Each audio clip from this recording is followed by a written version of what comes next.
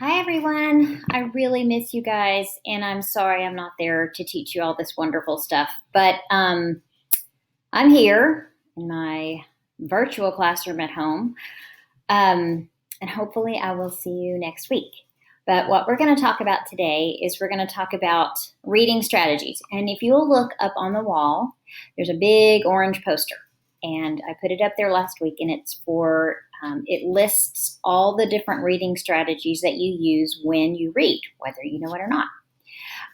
So I'm going to show you a little bit of these reading strategies. And then you're going to need to write some of these down in your journal. So just listen for now, and then we'll go over them in your journal. So these strategies are about how you understand what you're reading. So the first strategy is making a prediction. A lot of times teachers will ask, what do you predict is going to happen in this story?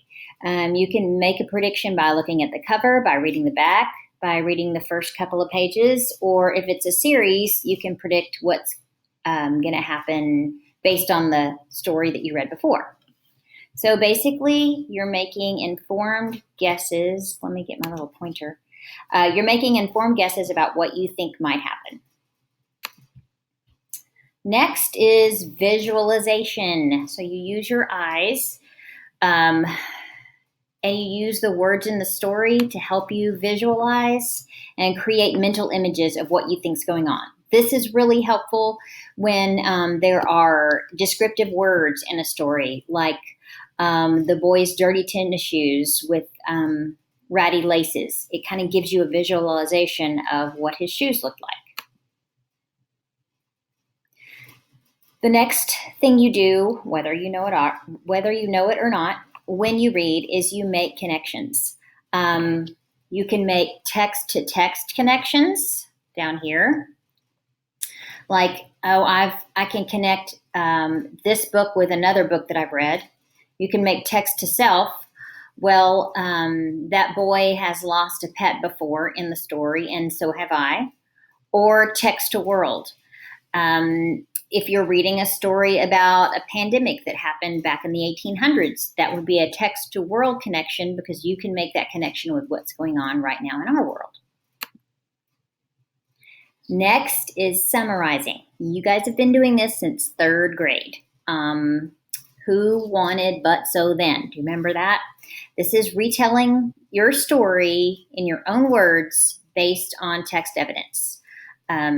Using beginning, middle, end, and details. Finally, questioning.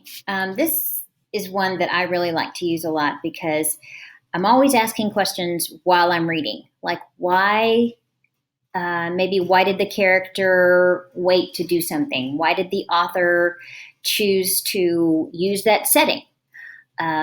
Why didn't the author end the story a certain way? And finally, inferencing. This is also something that you do a lot of times. This is when a author doesn't tell you word for word what's happening in the story. You have to infer why the character is doing something. You have to infer, use the text clues plus your background knowledge. So now what I want you to do, if I can get to this slide.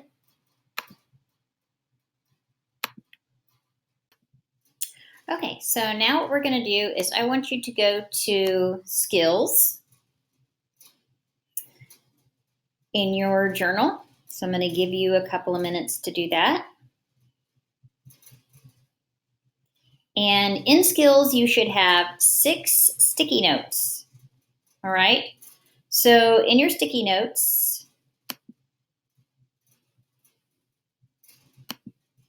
you're going to put your sticky notes like this on a double spread in your journal.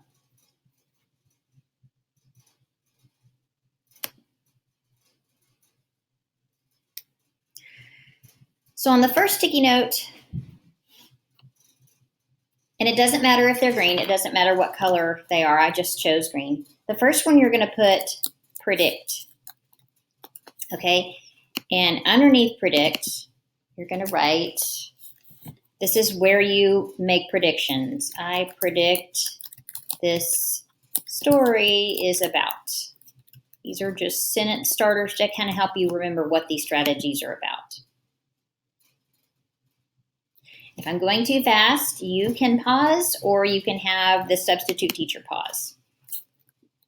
No worries. Next one is visualize. That's where mental images come into play.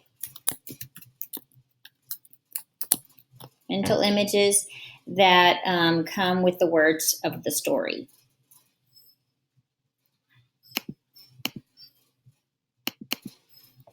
The next one is connections. And remember, there are 3 types of connections. There's text to self, text to text, and text to world. So take a few minutes to write those in. Okay. And on this sticky note, you're going to write summarize. This is another strategy that you use when you're reading. Remember, summary is you have to tell the beginning, middle, and end. Also make sure when you're summarizing, if you're going to tell somebody about the story, you're summarizing the story to another person, please make sure you use the characters' names because that other person may not know who he or she is, who you're referring to. Next one, questioning. This is kind of one of my favorites because as I'm reading, I'm always asking, why did the author give that character a name? Why did the author let that character suffer as long as they did?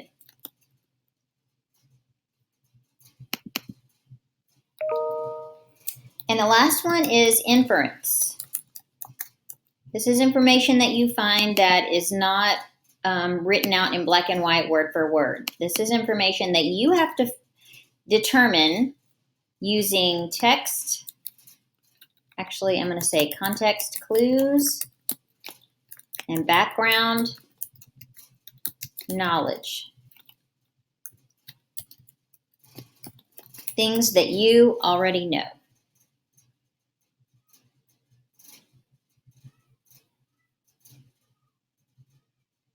So basically, that is, that's it for reading strategies.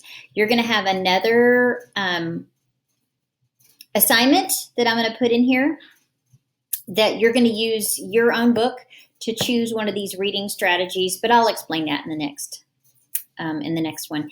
There's one more little treat that I wanted to give to you guys to show you. So hang on and I'll be right back. This is Mabel. Whoa! This is my wiggly puppy dog. We just got her a couple months ago. She's a Chiweenie. She's a Chihuahua and a weenie dog and a little bit of terrier. Okay, she really wants to get down, so I'm going to let her go and I'm going to let you go and get your work done. I miss you. Remember that you are kind, you are smart, and you are important. Okay, take care. Bye.